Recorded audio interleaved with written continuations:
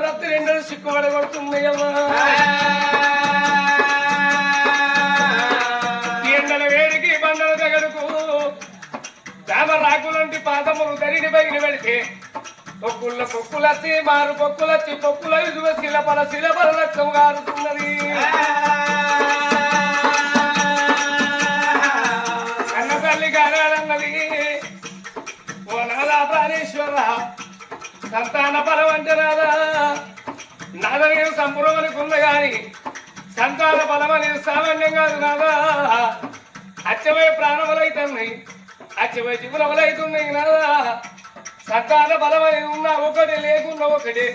మలుపు నాదా నాగబంధు మలపో మన రాజ్యం మన దేశం వెళ్ళిపోదామో అన్నది.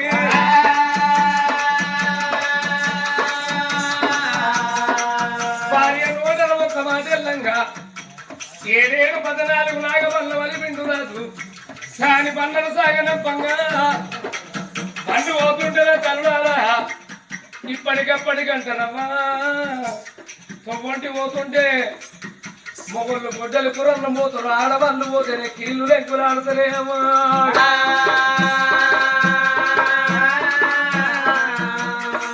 నా నోట నాదా ఒక్క మాట మలపవయ్య అన్నందుకు నాగమన్న మరి మీరు నాదా మన రాజ్యం మన దేశం పన్ను పోతున్నాయి నాదా.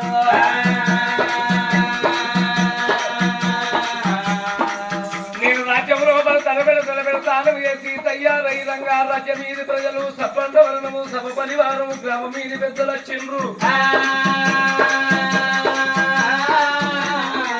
ఓ తల్లి సుభద్రదేవి ఏ రాజ్యము ఏ దేశము ఏ పల్లె ఏ పట్టము ఏ పరగడ ఎక్కడికి పోతుండే తల్లి సుభద్రదేవి అంటే రాజ్యం మీది ప్రజల తోటన్నా ఓ అమలాలని పోతున్నానమ్మా. కొడుకుల బిడ్డల సంతాన బలము కొరుకుతున్నా తిరుపతి తీర్థంగం ఓ నంది మా నంది కాశీ కైలేశం ఎల్లా ఎవరోడు ఎత్తనమ్మనయ్యా.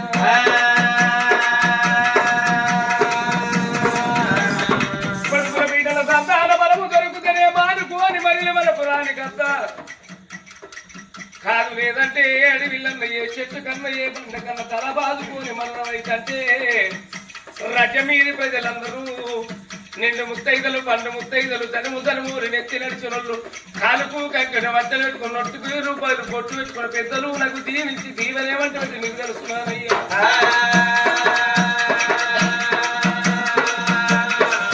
ఓ తల్లి సుభద్రదేవి మా దీవెన సీత మా నోటి వాక్యం సీత. నువ్వు పరిగ కంట పోతే మెద దొరికే విధం కావాలి, మెద కంట పోతే కుప్ప దొరికే విధం కావాలి, కుప్ప కంట పోతే కాయ దొరికే విధం కావాలి, కాయ కంట పోతే పండు దొరికే విధం కావాలి. పండుగను నువ్వు పోతే నా తల్లి నీకు పరమే దొరికని తీవ్ర పెట్టింది.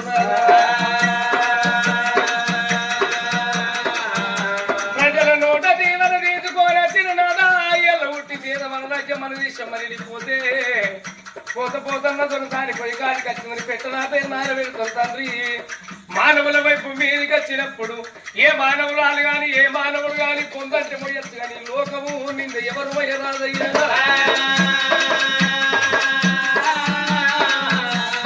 ఉన్ననాడు ఏ మానవుడు మురువరాదు, లేనాడు లేదు లేదు అని ఏ మానవుడు ఏడవరాదయ్యా. మానవుల వైపు మీదికి వచ్చినప్పుడు ఉన్న నాడైన కదే సంతోషపడాలి, లేనాడైన కదే సంతోషపడాలయ్యా.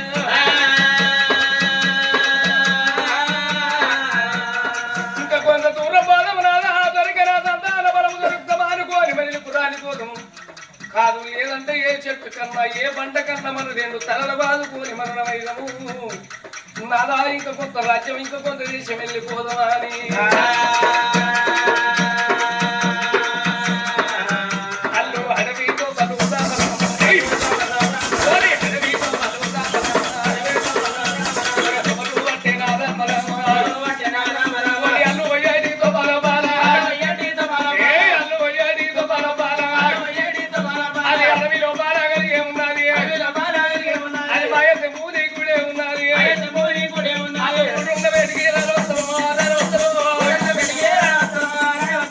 తిరుపతి శ్రీరంగం ఓనంది మానంది కాశీ కైలేశము తిరిగిండ్రు.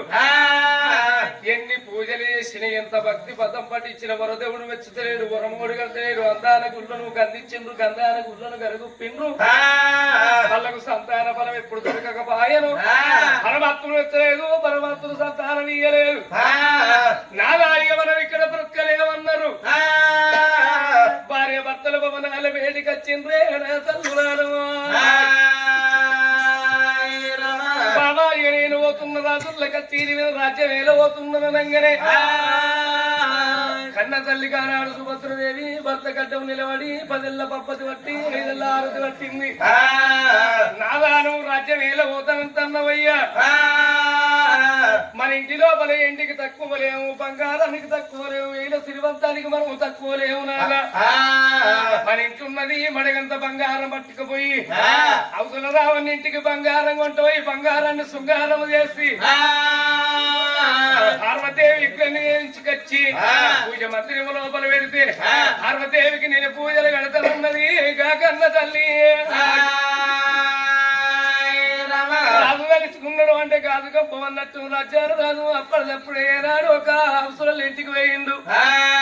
పార్వదేవి విగ్రహం ఎంచుకొచ్చి ఆ కన్న తల్లి సుభద్రదేవి దగ్గరికి వచ్చి బాబా సుభద్రదేవి నువ్వు కోరుకున్న విధానంగా పార్వదేవి విగ్రహం తీసుకొచ్చిన నీ చేతుల్లో పెడతన్నా పూజ మందిరంలో కూర్చున్న నువ్వు పూజ చేస్తావో భగవంతుడు సేవలే చేస్తావో రాజ్యం ఏలబోతున్నా నడుమున్న రాజుల్లో కచ్చి నువ్వు రాజ్యం ఏలబోతున్నా. అందుకే అంటారు ప్రజల సేవనే ప్రభు సేవ అన్నారు, మానవ సేవనే మాధవ సేవ అన్నారు. నేను ప్రజల కొరకు పాటుపడేటువంటి వాడను రాజ్యవేళ పోతున్నానన్నాడు శుభసేన రాజు.